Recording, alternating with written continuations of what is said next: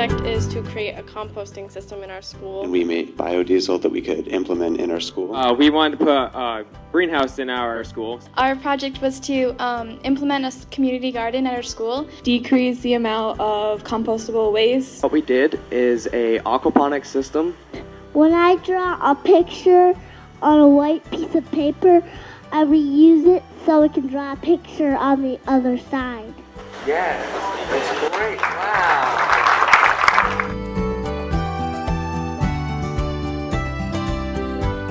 The structure of the summit relates to type of proposals that each team submits in advance of the summit.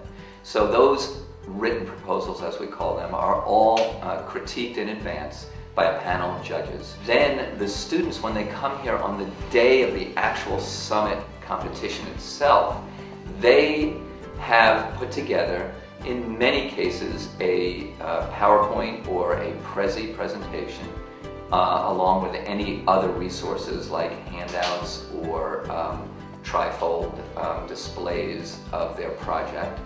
And they bring them here on the day of the summit and present those. The whole idea relating to student leadership is that the students can explain their proposal well in a formal fashion and answer questions that the judges have. Every student participates and they do a good job summarizing exactly what their proposal is, why it will help their school, and how it relates to the bigger picture of environmental issues and problems.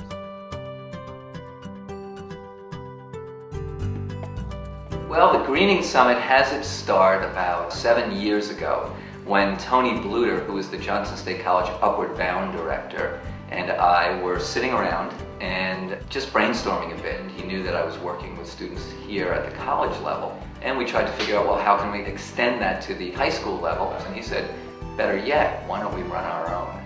And little did I know then that that would be the birth of the Greening Summit. Welcome to the 6th Annual Johnson State College High School Leadership Greening Summit. All right. I wear many hats here at Johnson State College. I teach in the English department. I also have taught in the education department. I have a special interest in the environment, and I help nurture students to first educate themselves about what they can do to help our planet out, and then hopefully activate them to do something about it in their local community, at their school, and on their campus. This event really is about giving you, as high school students, an opportunity to showcase your leadership skills, and I know you have a lot of that. And you're bringing them to bear in the all-important environmental realm. We know how important it is for all of us to work towards helping this planet make it well into the future. It's really at heart a leadership summit just as much as it is a greening summit. By that I mean really we're trying to get students to think of themselves as leaders of the next generation, because they are. Bernie Sanders has been a co-sponsor of the summit since day one. We reached out to him and his office, and he was very responsive to becoming involved in various ways. He has been to I want to say perhaps 3 of the summits in person. When Bernie can't make it himself, he sends a speech on the DVD, and he also sends a letter to me and the other summit organizers, and this year he'll be sending a letter to every single student participant. But I do want to thank Russ Weiss and all of the students at Upward Bounds and the faculty who are involved in this project for the very, very important work that you are doing. So the issue of transforming our energy system, moving away from fossil fuel, moving aggressively to energy efficiency and such sustainable energies as wind, solar, geothermal, biomass, those are the issues of the moment. There is no other issue on this planet more important than that. We've been very lucky since day one, since before day one. We have found and have been able to work very closely with Francis Husey, who is one of the main grant writers at the Vermont Energy Efficiency Corporation, which is related to Efficiency Vermont. She has extensive experience in writing about energy efficiency and environmental proposals. Not only does she give extensive feedback to the students on their written proposals before they resubmit them, but then on the day of the summit, she sits with every team and then goes over their proposal again in person, finds out how they wrote it, gives them specific feedback and critique relating to their specific proposal. I saw your proposal in the rougher draft than it was whenever you sent it in February, and I liked very much what you had done. I got very excited about what it was. I've been involved with the Greening Summit for all of the years in which it has been operating, and I have no problem in saying it is by far the most rewarding volunteer experience I've had in my life. Can you tell me how many drafts you went through? I think we went through 3, didn't we? Yeah, Three full ones, yeah. Well, I can tell you it showed. It showed. The students present preliminary drafts to me sometime about 2 or 3 months in advance of the Greening Summit. They contain budgets, they also contain the request for funds, and they contain a synopsis of what they are asking for. They actually have to demonstrate that they know their subject matter and then find ways to request that funding. This is a big problem for most people, and the fact that these young people are trying to tackle it is, to me, just amazing. Writing mine, all the ideas came together and we jotted them down, and it was more like the mechanics of writing than actually coming up with ideas myself. Now, did you ask for help on that from anybody? You know, English teachers or anybody who writes well in this school? Or should I look at you guys? Not so much on the writing, but we did ask people on what we should use and how things were put together, like your father. Finding that the teachers have had almost no influence at all on the actual writing, but they are there to support the students, and that has made a huge difference. And it makes, as far as I'm concerned, it's turning these students into not only college-worthy students, but people who are going to be good citizens for the world. I'm delighted that this is the future generation. I can't wait for them to become adults and contributing members to society. I think they're already there. The formal piece is really related to, do the students understand their proposal? Do they understand what it will take to implement their proposal? Is the proposal viable? Is there support in the community for the proposal? So that this is a proposal that is for real. It's an authentic task, and students are bringing their leadership to bear on something that will actually make a real difference in their community. And since we give some level of funding to all teams that enter the competition, all teams can and do actually do something to move their proposal forward. Hello, my name is Joseph Cava. I'm Lillian Mignot. I'm Lindsay Daly. My name is Amy Murphy. I'm Kaylee Clark. And this is the MBU's Biodiesel 17. So the point behind our biodiesel is that we realized there's a global issue, and to solve this global issue, we made our own version of biodiesel through our own unique recipe. With the success of this biodiesel, it let us be able to create our new soap product. So we implemented our biodiesel into our school's daily activities by using it in the tractors, which take care of our grounds. So this cut down on the cost for our school, and it also reduced our eco-footprint. Glycerol was a byproduct from the biodiesel, and with some research we found some different uses for it. Some in explosives and some in soap. So it wouldn't let us do explosives, so we went with soap. Where it separates. This is the glycerol on the bottom, and that's the biodiesel on the top. So this is the end product of the glycerol that we used to make soap. So all in all, it would take us probably about 13 hours if you were able to start it and leave it overnight. Thank you very much.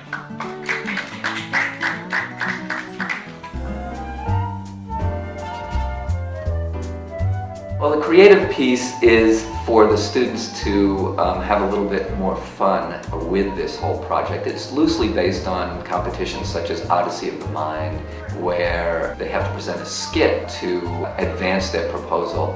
And they can use props and costumes and do whatever it is that will dramatize their proposal and the effects their proposal will have at their school, and the issues, the wider issues. Do the students understand the wider issues? Can they dramatize the wider issues? Grocery store, we got the cereal, milk, tomato, we need fish. There. Came from there.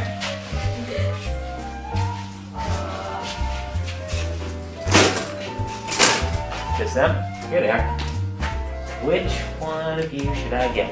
I'm from the ocean. Choose me. I'm from an aquaponics system. Choose me. Aquaponics system? That's where I'm from. You think you're just from an aquaponics system? You're better than me? Stop being so selfish. Don't be so superficial. Stop it.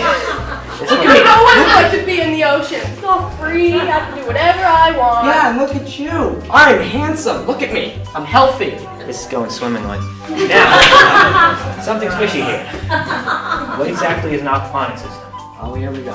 An aquaponics system is a self-sufficient space-efficient growing system in which fish, such as myself, and could be any type of vegetables, such as a tomato, or a basil, or a lettuce. They work together in a symbiotic relationship in which my waste produces bacteria, which help her get nutrients, and in turn, she helps me out, being a great friend she is, by purifying my water. That's what it is. Symbiotic relationship, that's what we had. Oh my god, it was great. Lincoln Institute, do you remember? I lived off your waste. You purified my water! Okay! What's it like being in the ocean? Well, you see, there's a lot of runoff that occurs from incidents such as the BP oil spill. But that's okay. I'm still healthy.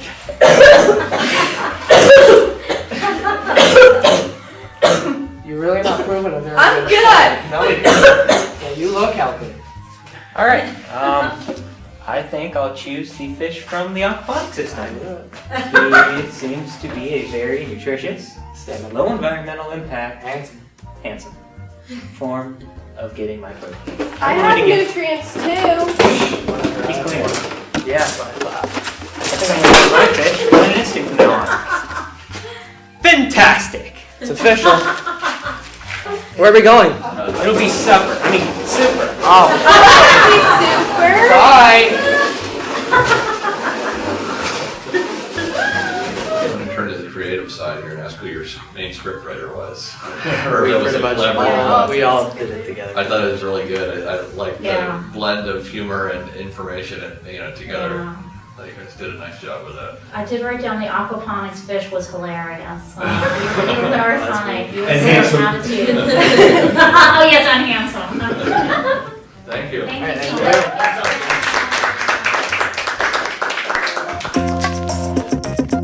Okay, so we have Enosburg, North Country, Castleton, MDU.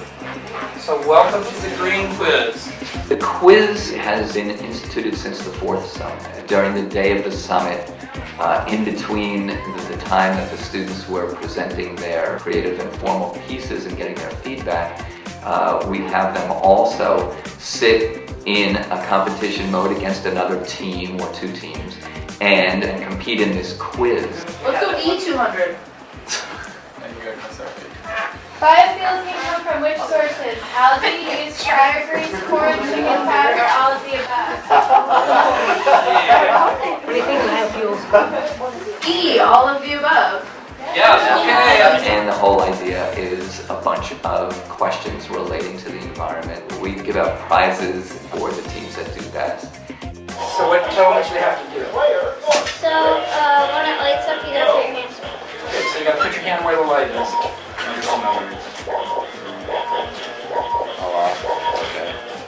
It's a lot of fun. You can see the students are animated and they really get into it. And in a way, it helps them to relax a bit and not worry about their presentations so much. And it also gives them a chance to socialize with other teams in a fun way. Though it's really a win-win-win sort of event. You got 41.